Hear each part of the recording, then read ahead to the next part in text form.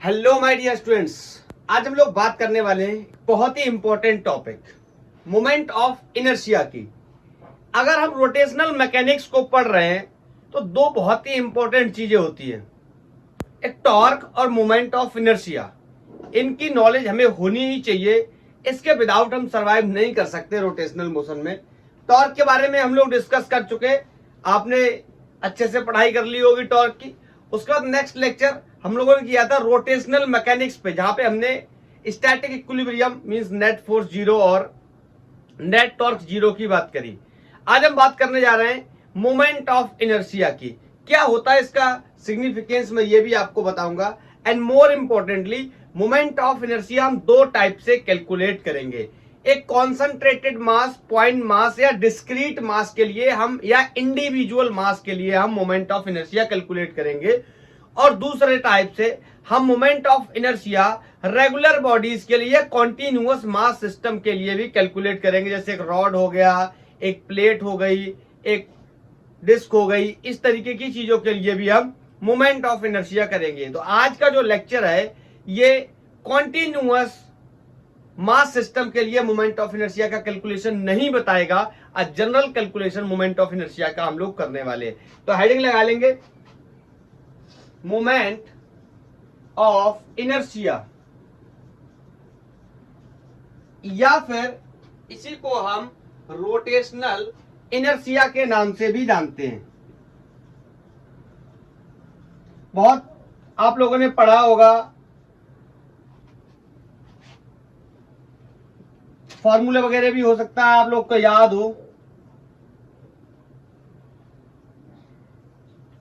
थोड़ा सा इसका मतलब समझते हैं कि इनर्शिया ये है क्या। जब हम लोगों ने पढ़ाई स्टार्ट करी थी क्लासिकल मैकेनिक्स की, इट मींस जब हम लोग डिस्कस कर रहे थे फोर्स के बारे में, इट मींस हम डायनामिक्स में जब घुसे थे तो हमने वहां पर न्यूटन के नियमों को पढ़ा था।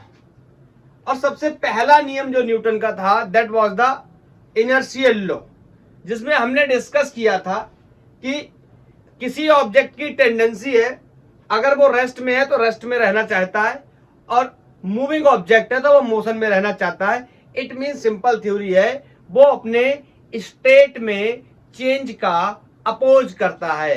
रेस्ट है तो रेस्ट चाहता है, मोशन है तो मोशन चाहता है। ऑब्जेक्ट की इस प्रॉपर्टी को हम लोग इनर्शिया के नाम से जानते थे। और इनर्शिया को हम मास से मेजर करते थे। किसका इनर्शिया ज्यादा है? जिसका मास ज्यादा है। एग्जैक्टली यहां पर भी हम इनर्शिया की ही बात कर रहे हैं, बट डिफरेंस क्या है? That was the translational inertia या लीनियर इनर्शिया। आज हम लोग बात कर रहे हैं रोटेशनल इनर्शिया, और रोटेशनल इनर्शिया को ही हम मोमेंट ऑफ इनर्शिया के नाम से जानते हैं। जैसे कोई ऑब्जेक्ट है जो रोटेट कर रहा है तो उसका इनर्शिया कितना होगा। मैं आपको अगर बहुत साधारण शब्दों में बताने की कोशिश करूं तो जैसे मैंने आपको मैकेनिक्स, जब हम लोगों ने फोर्स पढ़ा था और फोर्स से यहां शिफ्ट हुए थे रोटेशनल मैकेनिक्स में, तो मैंने आपसे कहा था वहां फोर्स होता है, यहां फोर्स नहीं होता, यहां टॉर्क होता है, या अच्छे से बोलूं तो मोमेंट ऑफ फोर्स होता है। फोर्स का क्या बनता है? मोमेंट बनता है, दैट इज कॉल्ड टॉर्क, क्योंकि यहां पर फोर्स की रिक्वायरमेंट नहीं है in case of rotational mechanics. Same thing वहां ट्रांसलेशन मोशन में या लीनियर ट्रांसलेशन मोशन में, या जो डायनामिक्स थी, लीनियर डायनामिक्स थी, उसके अंदर हमें मास की रिक्वायरमेंट होती थी कि एम मास का पार्टिकल है, इस पे इतना फोर्स, इतना एक्सेलरेशन, इतनी वेलोसिटी, इतने टाइम के बाद इतना डिस्प्लेसमेंट एंड ऑल। लेकिन यहां क्या है? यहां ऑब्जेक्ट एक फिक्स एक्सेस ऑफ रोटेशन के अबाउट क्या कर रहा है? मूव कर रहा है, रोटेशन कर रहा है।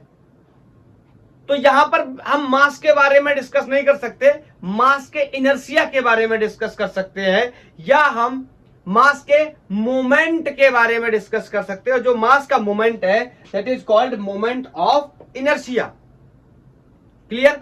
या अगर बहुत ही समझदारी या चालाकी से हम इसको ये भी बोल सकते हैं मोमेंट ऑफ मास। समझो मेरी बात को, क्योंकि इनर्शिया क्या है? इनर्शिया को हम किससे मेजर करते हैं? मास से मेजर करते हैं। हाथी का इनर्शिया ज्यादा, चूहे का इनर्शिया कम। क्योंकि हाथी का मास ज्यादा, चूहे का मास कम, तो मैं यहां पे इसको ये भी बोल सकता हूं मोमेंट ऑफ मास। क्लियर? और मास को ही हम क्या बोलते हैं, इनर्शिया के टर्म्स में मेजर करते हैं। तो आई थिंक आप इसका सिग्निफिकेंस मतलब समझ पाए होंगे कि ये कुछ अलग से नई चीज नहीं है। वहां पर हम मास की बात करते हैं, यहां हम मास के मोमेंट की बात करेंगे। वहां पर हम फोर्स की बात करते थे, वहां का मतलब ट्रांसलेशन मोशन की बात कर रहा हूं या लीनियर ट्रांसलेशन मोशन की बात कर रहा हूं। वहां पर हम लोग क्या करते थे, फोर्स की बात करते थे। रोटेशनल मैकेनिक्स में हम फोर्स की बात नहीं कर सकते, किसकी बात कर सकते हैं, मोमेंट ऑफ फोर्स की। फोर्स का क्या बनाना है, मोमेंट बनाना है। कैसे बनाना है सबको पता है, डिस्कस कर चुके प्रीवियस लेक्चर में आरएफ। बाकी ज्यादा यहां डिस्कस नहीं करना चाहता मैं, RF sine theta and all perpendicular distance, इन सब के बारे में बात नहीं करना चाहता। बोलो, ऐसे ही लीनियर मोशन में क्या होता है या ट्रांसलेशन मोशन में क्या होता है, मास होता है। यहां रोटेशनल मैकेनिक्स में मास का कॉन्सेप्ट नहीं है, किसका है, मास के मोमेंट का कॉन्सेप्ट है। किसका, मोमेंट ऑफ मास। बोलो, और मोमेंट ऑफ मास को ही हम किस नाम से जानते हैं, इनर्शिया। मास को हम इनर्शिया भी बोल सकते हैं, क्योंकि मास और इनर्शिया दोनों क्या है, एक ही चीज है। बोलो, जिसका मास ज्यादा उसका इनर्शिया ज्यादा, जिसका मास कम उसका इनर्शिया कम। और मास को नापने का कोई तरीका भी नहीं है, सॉरी, इनर्शिया को नापने का कोई तरीका भी नहीं है। हम बस यही बोल सकते हैं कि इनर्शिया जिसका मास ज्यादा उसका इनर्शिया ज्यादा। बोलो, चाहे ट्रांसलेशन में इनर्शिया हो चाहे रोटेशनल इनर्शिया हो, यहां क्या करेंगे, यहां तो सिंपली ये था जिसका मास ज्यादा उसका इनर्शिया ज्यादा। यहां जिसके मास का मोमेंट ज्यादा, दैट मींस उसका रोटेशनल इनर्शिया ज्यादा। चलो शुरू करते हैं और समझते हैं इसके कॉन्सेप्ट को। आई थिंक आप समझ पाए होंगे कि हम इसको क्यों पढ़ रहे हैं और इसका सिग्निफिकेंस क्या है। तो आज के लेक्चर के लिए ये छोटा लेक्चर होने वाला है, ज्यादा लेंदी नहीं होगा। ये 1 घंटे जैसा लेक्चर हो सकता है ना हो, क्योंकि हमें इसमें मोमेंट ऑफ इनर्शिया कैलकुलेट करके बस बंद कर देना है।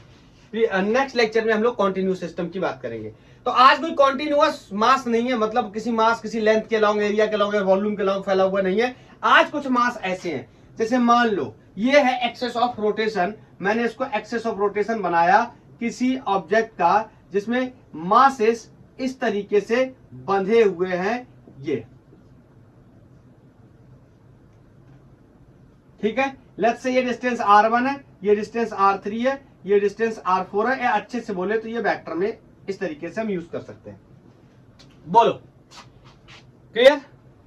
अब मोमेंट ऑफ इनर्शिया होता क्या है, तो मोमेंट ऑफ इनर्शिया के लिए आप ये भी कह सकते हो, जैसे ये कोई b3 वेलोसिटी से, ये कोई b1 वेलोसिटी से, ये कोई b2 वेलोसिटी से मूव कर रहे हैं, ठीक। अब मेरे को लिखना है इनका क्या, इनर्शिया। तो मैं कह सकता हूं इसका MOI, इनका मोमेंट ऑफ इनर्शिया मैं लिख सकता हूं क्या, क्या बना रहे, मास का मोमेंट। मतलब first of all mass multiplied by the, ध्यान से सुनना, perpendicular distance, perpendicular distance from axis of rotation,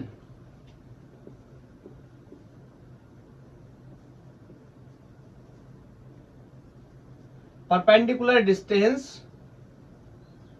from axis of rotation। इस शब्द को थोड़ा सा ध्यान से सुनना, मार्क करना।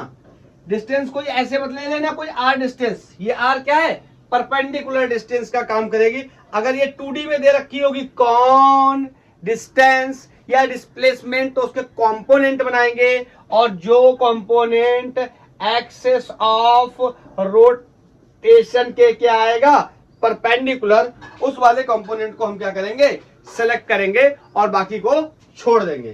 क्लियर? ऐसे भी लिखते हैं इसको, मोमेंट ऑफ इनर्शिया को I से डिनोट करते हैं, तो I इक्वल टू M और general relation perpendicular distance R square. ये मोमेंट ऑफ इनर्शिया लिखा हुआ है किसके लिए, फॉर वन पार्टिकल, ये एक पार्टिकल के लिए लिखा हुआ है। और अगर मान लो बहुत सारे पार्टिकल हैं तो क्या करेंगे, इन सब का मोमेंट ऑफ इनर्शिया क्या कर देंगे, ऐड करते चले जाएंगे, लाइक दिस MR स्क्वायर। ये बोलो क्या, ये सिग्मा लगा हुआ है, इसके बारे में सबको पता होगा। इसका मतलब अगर बहुत सारे पार्टिकल, जैसे यहां पर एग्जांपल के लिए 3 पार्टिकल है, तो इन तीनों पार्टिकल का मोमेंट ऑफ इनर्शिया हम कैसे लिखेंगे, that is going to be M1 R1 square plus M2 r2 square plus m3 r3 square like this. और अगर कॉन्टिन्यूअस मास सिस्टम होता तो वही पुरानी कहानी डीएम के साथ में कर देते। बोलो क्लियर, डीएम आर स्क्वायर, और इसको इंटीग्रेशन कर देते। आगे चल के बताऊंगा नेक्स्ट लेक्चर में। तो ये हो गया मोमेंट ऑफ इनर्शिया निकालने का तरीका कि हम कैसे निकालेंगे मोमेंट ऑफ इनर्शिया। बोलो अब ये बिल्कुल भी मत सोचना कि ये डिस्टेंस परपेंडिकुलर नहीं लग रही है। ध्यान से सुनो, ये एक्सेस ऑफ रोटेशन इस तरीके से, मास यहां हो, यहां हो, यहां हो, इन सबसे क्या है डिस्टेंस जो बनेंगी वो क्या होंगे परपेंडिकुलर। या नहीं भी बनती है अगर परपेंडिकुलर तो हम कौन सी डिस्टेंसेस को लेने वाले हैं जो क्या रहने वाली है परपेंडिकुलर। ओके, ये मैंने एक्सप्लेनेशन के तौर पे आपको बताया। चलो इसको क्वेश्चन के माध्यम से समझने की कोशिश करते हैं कि क्वेश्चन किस तरीके के इसमें हो सकते हैं।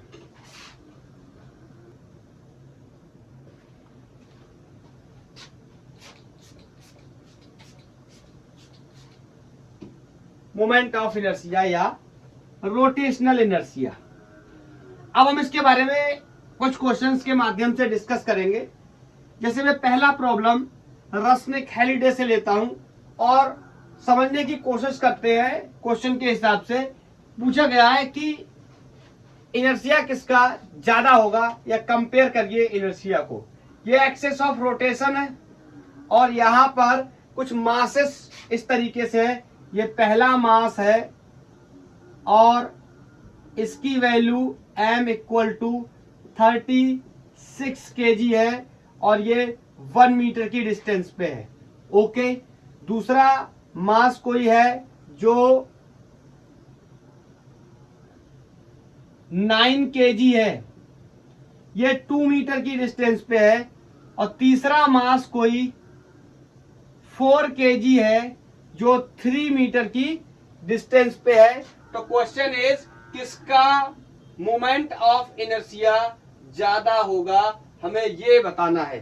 तो कल कैलकुलेट कर लेते हैं अलग अलग सबका मोमेंट ऑफ इनर्शिया। बोलो अगर इसका मोमेंट ऑफ इनर्शिया कैलकुलेट करने जाएंगे simply that will be I equal to M R square. बोलो मास कितना है 36 kg और परपेंडिकुलर डिस्टेंस बोलो एक्सेस ऑफ रोटेशन, ये रहा हमारा एक्सेस ऑफ रोटेशन और एक्सेस ऑफ रोटेशन से ये परपेंडिकुलर डिस्टेंस कितनी है 1। तो कितना हो गया 36। अच्छा यूनिट के बारे में मैं बता रहा भूल गया तो मैं यहीं पे बता दे रहा हूं यूनिट और डायमेंशन के बारे में। चलो I equal to M R square निकाला था तो यहां से हम देख सकते हैं इसका यूनिट क्या होगा। यूनिट कह सकते हैं क्या KG metre square, this is the unit. Dimension की बात करें तो बोलो ये क्या हो गया, मास के लिए कैपिटल M का इस्तेमाल करते हैं, ये डिस्टेंस इसके लिए L का इस्तेमाल करते हैं तो एम एल स्क्वायर। और कैसी क्वांटिटी है स्केलर, मास स्केलर क्वांटिटी है तो मास का मोमेंट बनाया है, ये भी कैसी क्वांटिटी होगी स्केलर क्वांटिटी होगी। ठीक है ना, तो वेक्टर के जोड़ का कोई तामझाम नहीं होगा। तो 36 kg metre square moment of inertia. Left से ये इसका मास 1, ये इसको ऐसे 2 कर लो, इसको ऐसे 3 कर लो, तो ये मोमेंट ऑफ इनर्शिया पहले का आ गया। अगर दूसरे का निकालूं अगेन यहाँ m1 r1 कर लो, m2 r2 square is going to be 9 and distance is 2। तो डायरेक्ट लिख दे रहा हूं 18 kilometre 18 kg not kilometre, 18 kg metre square. Okay, this is the moment of inertia for the second mass and the moment of inertia for this mass is going to be m3 r3 square will be m3 is 4 and this is 3, so 4 into 3, so I can say this is going to be 12 kg metre square. बोलो clearly दिखाई दे रहा है। देखो जिसका मास ज्यादा है उसका इनर्शिया ज्यादा होगा, ये कहानी ट्रांसलेशन मैकेनिक्स में थी। बोलो लेकिन जिसका मास ज्यादा उसका इनर्शिया ज्यादा होगा। यहां पर दो चीजों पे इनर्शिया डिपेंड करता है। ध्यान से अगर हम समझने की कोशिश करेंगे तो मास के साथ साथ परपेंडिकुलर डिस्टेंस पे भी डिपेंड करता है। तो सिंपली हम ऐसा नहीं बोल सकते कि जिसका मास ज्यादा है उसका मोमेंट ऑफ इनर्शिया ज्यादा होगा या उसका रोटेशनल इनर्शिया ज्यादा होगा। हाँ, अगर आपको बोलना तो आर को आप क्या कर लो कांस्टेंट, आप कह दो आर अगर कांस्टेंट है तो जिसका मास ज्यादा होगा उसका मोमेंट ऑफ इनर्शिया भी क्या होगा ज्यादा। ये बिल्कुल सेम है मोमेंटम की तरह। आप अगर समझने की कोशिश करें किस पार्टिकल का मोमेंटम ज्यादा है किसका कम है, ये हम ऐसा नहीं बोल सकते जिसका मास ज्यादा उसका मोमेंटम ज्यादा। मोमेंटम डिपेंड कर रहा है दो चीजों पे, मास पे और वेलोसिटी पे। क्लियर? हाँ, अगर वेलोसिटी कांस्टेंट है तो जो मास जिसका ज्यादा है उसका मोमेंटम क्या होगा? ज्यादा। बिल्कुल सेम थिंग है वैसे ही। बोलो, चलो कुछ और क्वेश्चंस को समझने की कोशिश करते हैं। कैसे निकालेंगे मोमेंट ऑफ इनर्शिया? तो मेरे पास एक कोई ट्रायंगल है और उस ट्रायंगल के वर्टिक्सेस पे मास रखे हुए हैं और मेरे से मोमेंट ऑफ इनर्शिया के बारे में डिस्कस कर रहा है। लेट्स से ये कोई ट्रायंगल है, यहां मास m1 है, यहां मास m2 है, यहां मास m3 है और ये एक प्रकार का इक्विलैटरल ट्रायंगल है। तो इक्विलैटरल ट्रायंगल के लिए सारी साइड्स क्या होंगी? इक्वल होंगी। हाँ, सबसे इंपॉर्टेंट चीज जो मोमेंट ऑफ इनर्शिया निकालने के लिए है, हमें ये पता होना चाहिए कि मोमेंट ऑफ इनर्शिया हम किसके अबाउट कैलकुलेट कर रहे हैं। It means axis of rotation का बहुत ही इंपॉर्टेंट रोल होने वाला है। तो हम यहां पे कहेंगे कैलकुलेट MOI, शॉर्ट में लिख दिया करूंगा, moment of inertia of the system. नहीं, मोमेंट ऑफ इनर्शिया कहां से एक्सेस ऑफ रोटेशन पास कराए? यहां से करा लेते हैं। चलो, ये हो गया मेरा एक्सेस ऑफ रोटेशन। ठीक है, calculate moment of inertia about an axis passing from m1 mass, या एल्टीट्यूड भी बोल सकते हो, m1 mass and perpendicular to the plane of triangle. Triangle के प्लेन के क्या है? परपेंडिकुलर। कैलकुलेट करो आप, बोलो। अब एक बात आपने अभी अभी सीखी थी कि moment of inertia I equal to mr²। तो बताओ, अगर जहां से एक्सेस ऑफ रोटेशन पास कर रहा है किसी मास से, अगर उस मास का मोमेंट ऑफ इनर्शिया में निकालने गया तो उसका मोमेंट ऑफ इनर्शिया कितना हो जाएगा? 0। क्यों? एक्सेस ऑफ रोटेशन वहीं से पास करने का मतलब है जो डिस्टेंस है, परपेंडिकुलर डिस्टेंस है, वो कितनी हो जाएगी? 0 हो जाएगी। Is that clear? तो हमने लिया हुआ है इस m1 मास से निकल रही है एक्सेस ऑफ रोटेशन। तो चलो कैलकुलेट करते हैं मोमेंट ऑफ इनर्शिया। इसके लिए लिखने गए तो बोलो m1 और डिस्टेंस कितनी हो जाएगी? 0।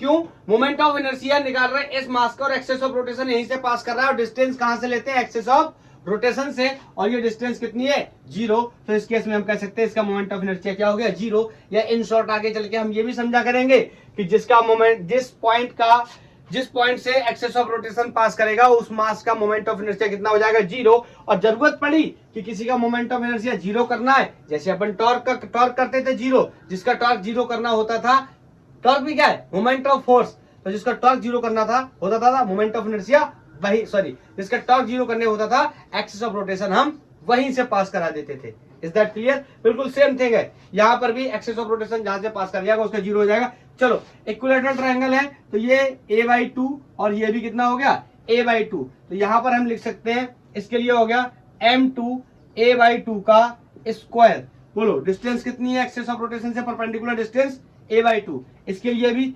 a/2। So I can write m3 a/2 का स्क्वायर। तो moment of inertia of the system which whose axis of rotation is passing from the mass m1 and perpendicular to the plane of triangle। मेरी बात को समझो, triangle इस तरीके से बना हुआ है, ये ऐसा ट्रायंगल बना हुआ है और इस तरीके से परपेंडिकुलर है प्लेन के। ठीक है, तो यहां से आंसर आ जाएगा a/2 का स्क्वायर हो गया a²/4, वो कॉमन हो जाएगा।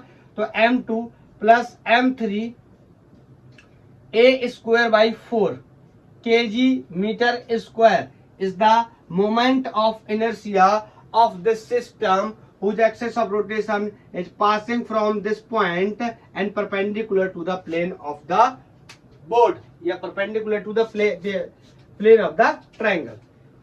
ठीक है, ये एक्सेस ऑफ रोटेशन का इंपॉर्टेंस ज्यादा है, इसको हमें ध्यान से समझना होगा, अदरवाइज हमारे क्वेश्चंस नहीं तो बन नहीं पाएंगे। चलो, एक क्वेश्चन मैं और लेता हूं। फिर से इक्विलैटरल ट्रायंगल है और इक्विलैटरल ट्रायंगल के वर्टिक्सेस पे रखा हुआ है 3 मासेस और ये 1 मीटर की डिस्टेंस है, ठीक है, ये 1 मीटर की डिस्टेंस है। और यहां पर जो मासेस की वैल्यू मेरे को दे रखी है, ऊपर 1 kg, यहां पर 1 kg का मास रखा है, यहां पर 2 kg का मास रखा है, यहां पर 3 kg का मास रखा है। और इन सबको अगर मैं इस तरीके से मिलाऊं तो आपको पता है ये बनकर तैयार हो गया क्या, इसका सेंट्रॉइड। लेट्स से इसको मैंने जी पॉइंट नाम दे दिया। अब मेरे साथ यहाँ पर एक सवाल है कि सबसे पहले मेरे को ये बताना है क्वेश्चन के अंदर कि मोमेंट ऑफ इनर्शिया हम किसके अबाउट कैलकुलेट करने जा रहे हैं।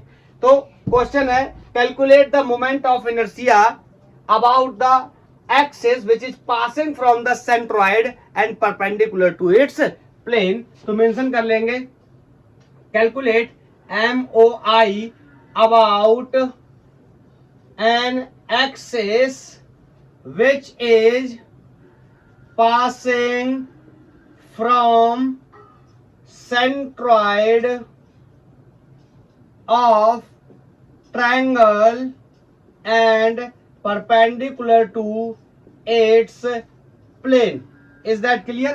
अब यहां से मुद्दे की बात ये पैदा होती है, आपको इंफॉर्मेशन इस चीज के बारे में होनी चाहिए या मे भी होगी भी। अगर मैं इनको नाम दे दूं ABC, तो आप बताओ AG BG CG, ये तीनों डिस्टेंसेस, ये वाली डिस्टेंस, ये वाली डिस्टेंस और ये वाली डिस्टेंस क्या होती हैं, बराबर होती हैं। कितनी होती हैं, हो सकता है कुछ लोगों को पता भी हो। अगर मैं इसको यहां तक मिला दूं तो ये 2/3 और ये 1/3 के रेशियो में होता है, लेकिन मैं ऐसे नहीं बताऊंगा। मैं वेक्टर के नियम को यूज करके बहुत ही इजीली बता दूंगा, वरना बहुत लंबी चौड़ी कैलकुलेशन लगानी पड़ेगी।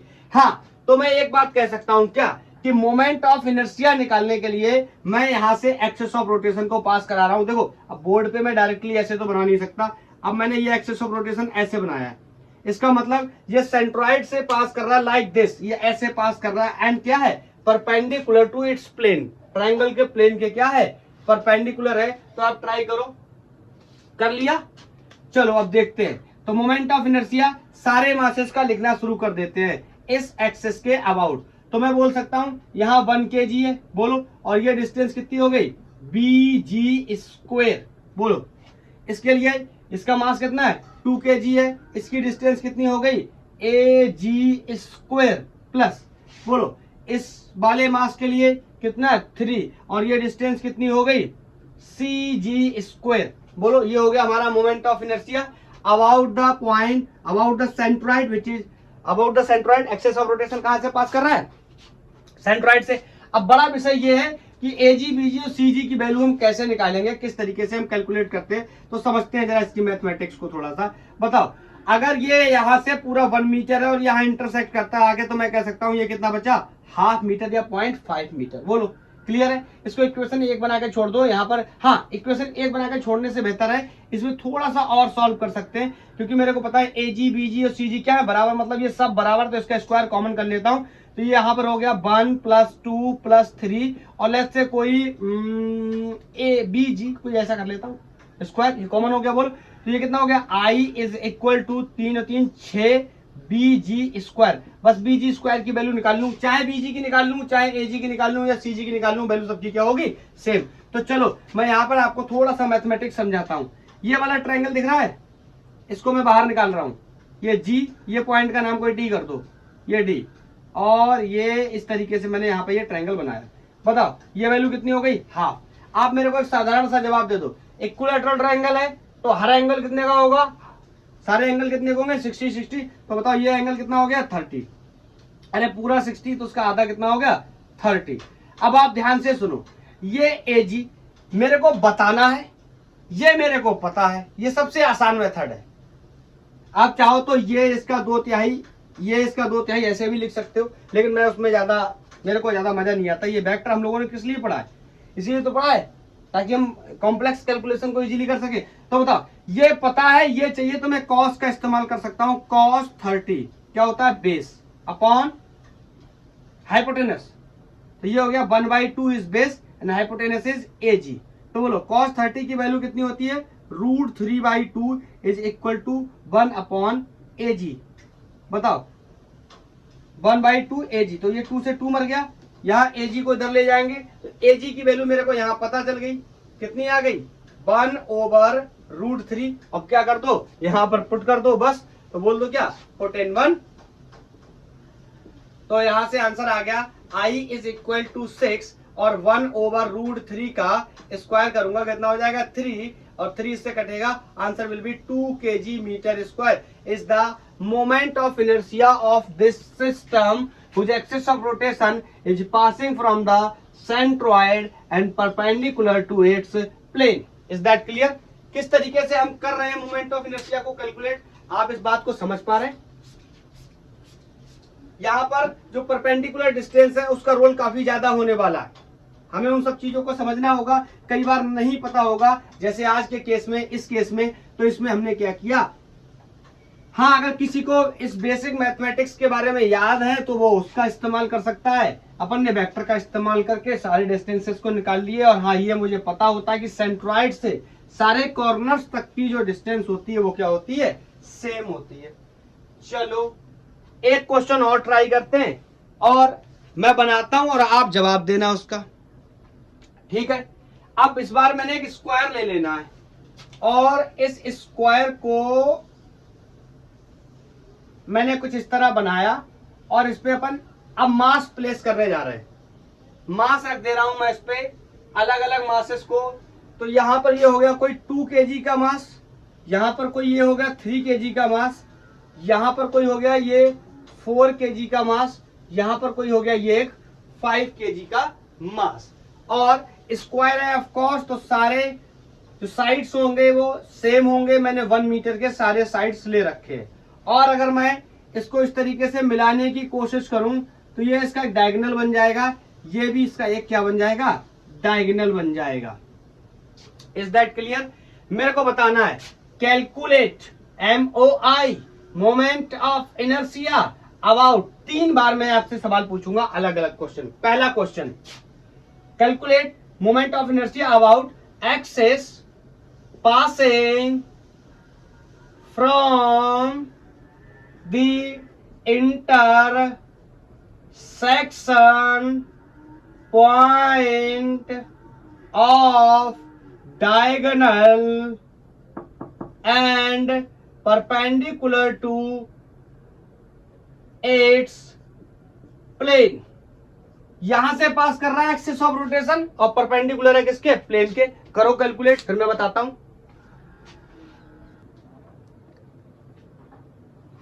दूसरा, चलो एक अगर कैलकुलेट कर लिया हो तो दूसरा भी लिखे देता हूं। दूसरा है, नेमिंग कर लेता हूं पहले, ABCD। दूसरा है जैसे calculate moment of inertia about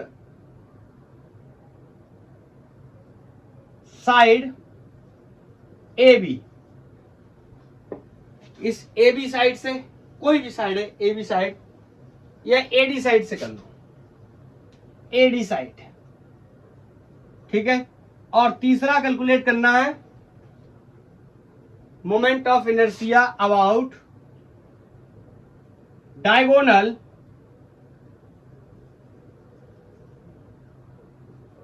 DB। Clear? ये DB डायगोनल के अबाउट कैलकुलेट करना है। क्या आपने कर लिया? मैंने आपको टाइम दिया था 1 2 3। चलो एक एक करके डिस्कस करते हैं।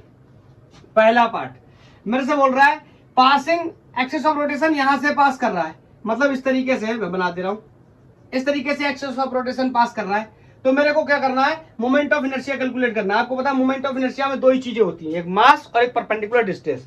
तो आप बताओ, ये हो गई इसकी परपेंडिकुलर डिस्टेंस, ये हो गई इसकी परपेंडिकुलर डिस्टेंस, ये हो गई इसकी परपेंडिकुलर डिस्टेंस, ये हो गई इस मास की परपेंडिकुलर डिस्टेंस। बोलो, तो सबसे पहले तो डायगोनल निकाले, और डायगोनल का क्या कर ले, हाफ। आपको पता है ये 1 और ये भी 1, तो डायगोनल पूरा कितना हो गया, √2। अब ये मत पूछना कैसे हो गया, पूरा डायगोनल √2 हो गया, ठीक है। अरे यार 1 का स्क्वायर प्लस 1 का स्क्वायर रूट के अंदर भर के, लेकिन ये तो पूरी है, मगर मेरे को क्या चाहिए, आधी। तो इसको क्या करूंगा 2 से डिवाइड, ये √2 ऊपर है, ये 2 नीचे, तो इसको 2 को लिख सकता हूँ √2 ये कट जाएगा, तो मतलब ये डिस्टेंस सिंपली कितने रहने वाली है 1/2, इसको ओ नाम दे दे रहा हूं।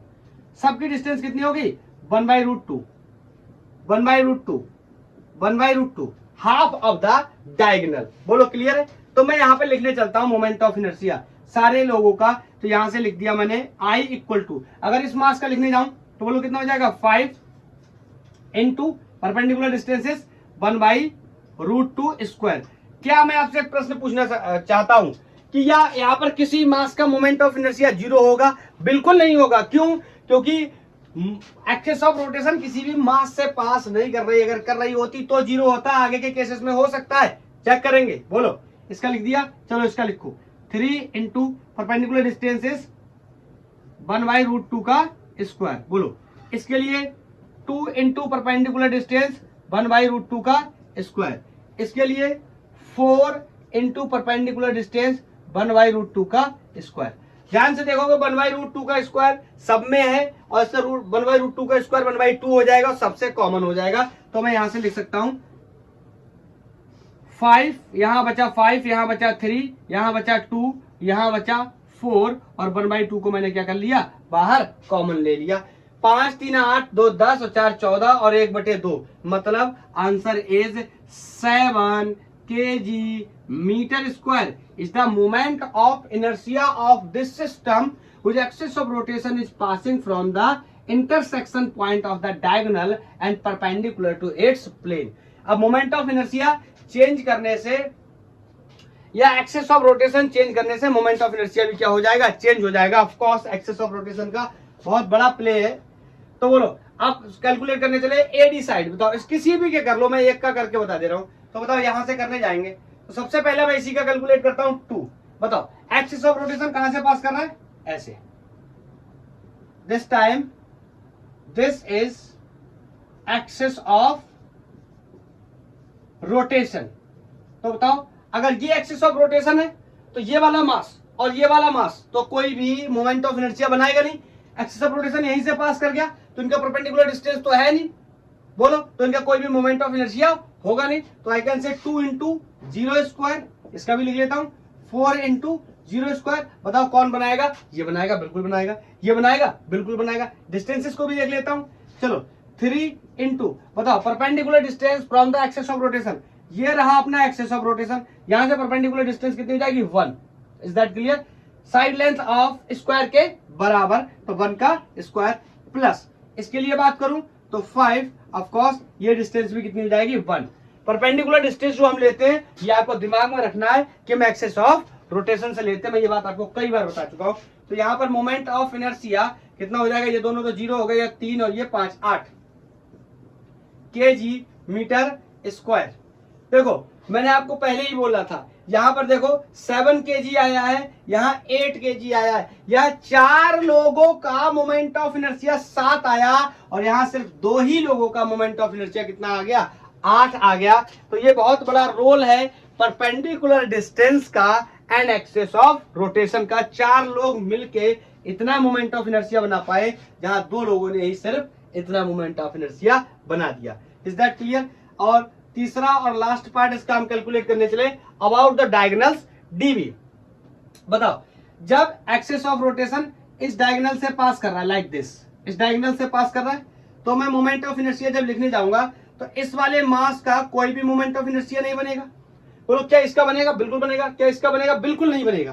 क्यों? एक्सिस ऑफ रोटेशन यहां से पास करके जा रहा है। तो मैं इसके लिए लिखने चला 3। बोलो परपेंडिकुलर डिस्टेंस कितनी हो जाएगी? Very important, this time this is axis of rotation. तो बोलो एक्सिस ऑफ रोटेशन से यही डिस्टेंस तो बची, यही डिस्टेंस तो बची परपेंडिकुलर डिस्टेंस। तो ये कितनी है 1/√2 स्क्वायर प्लस, बोलो इसकी वजह से लिखने जाऊंगा तो 5 and there is the no perpendicular distance, तो इसका मोमेंट ऑफ इनर्शिया कितना हो जाएगा 0। अगर मैं बात करूं इस वाले मास की, एक्सिस ऑफ रोटेशन का बहुत इंपॉर्टेंस है, यहां से पास कर रही है, तो ये परपेंडिकुलर डिस्टेंस कितना होगा 1/√2। तो I can say 4 into 1/√2 the square. बताओ मोमेंट ऑफ इनर्शिया जब मैं कैलकुलेट करने जाऊंगा ये 0, ये भी 0। यहां पर देखो 4 और 3 7 और 1/√2 का स्क्वायर कितना हो गया 1/2, उसको मैंने कॉमन ले लिया। आप सब जब इसको कैलकुलेट कर लेना 3.5 kg मीटर पर स्क्वायर। 4 3 7, तो वैसे भी समझ सकते हो 7 का आधा कितना आएगा, 3.5 आने वाला है। Is that clear? तो क्या आप समझ गए कि हमें इंडिविजुअल मास या डिस्क्रीट मास सिस्टम की वजह से या मासेस जो रोटेट कर रहे हैं उनकी वजह से हम किस तरीके से मोमेंट ऑफ इनर्शिया निकाल सकते हैं। और भी क्वेश्चंस आप चाहे तो ट्राई कर सकते हैं, मैंने बहुत सारे क्वेश्चंस अच्छे अच्छे करा दिए आपको। हाँ, अब दूसरा क्वेश्चन इसमें पैदा होता है कि ये बताइए, ये एक रॉड है, यहां पर थोड़ा सा बताता हूं, नेक्स्ट लेक्चर की तरफ हम लोग एंट्री करने के बारे में मैं थोड़ा सा आपको यहीं पे बताता हूं। जैसे क्वेश्चन है कि ये रॉड है, ये रॉड है और यहां से एक्सिस ऑफ रोटेशन पास कर रहा है, इसका मोमेंट ऑफ इनर्शिया कितना होगा। ये कोई डिस्क है, यहां से एक्सिस ऑफ रोटेशन पास कर रहा है, इसका मोमेंट ऑफ इनर्शिया कितना होगा।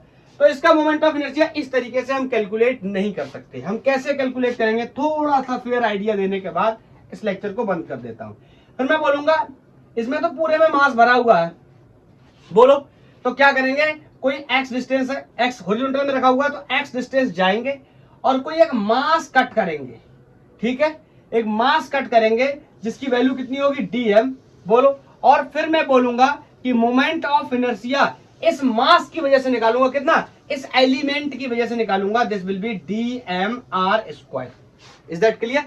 आर नहीं, सॉरी, एक्स स्क्वायर, डिस्टेंस क्या है, एक्स स्क्वायर, बोलो क्लियर। और ऐसे ही आपको पता है इसमें तमाम सारे डीएम मासेस होंगे, तो इसका मतलब उनको क्या कर दूंगा, इंटीग्रेट। आप ये भी कह सकते हो कि छोटू से डीएम मास का छोटू सा मोमेंट ऑफ इनर्शिया बना, मतलब मैं इसको क्या करके इंटीग्रेट करके निकाल दिया करूंगा। प्रॉब्लम आया करेगी ये मास है या डिस्टेंस है, इंटीग्रेट नहीं होंगे, कैसे करने पड़ेंगे, तो यहाँ पर मास डेंसिटी के कॉन्सेप्ट का यूज किया करेंगे, कैसे, नेक्स्ट लेक्चर में। ओके, तो आज के लिए इतना ही, थैंक यू, धन्यवाद। पढ़ाई करते रहिए और क्वेश्चंस को अच्छे से सॉल्व किया करें। पढ़ने का सबसे बेस्ट तरीका यही है कि अगर आप किसी भी कॉम्पिटेटिव एग्जाम की तैयारी कर रहे हैं तो questions are very very necessary. Without questions हम लोग कुछ नहीं कर सकते। ओके, तो अच्छे से क्वेश्चन प्रैक्टिस किया करें। तो आज के लिए इतना ही, बाय बाय।